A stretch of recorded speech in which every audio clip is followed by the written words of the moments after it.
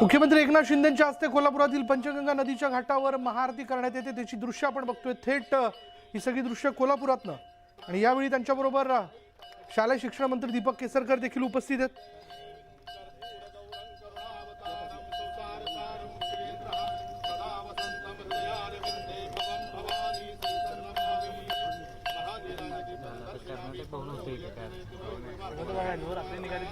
पंचगंगेच्या घाटावरती मुख्यमंत्री एकनाथ शिंदे यांच्या हस्ते महाआरती करण्यात आली।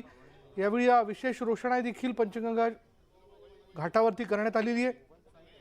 आणि यावेळी मुख्यमंत्र्यांबरोबर शालेय शिक्षण मंत्री दीपक केसरकर शिवाय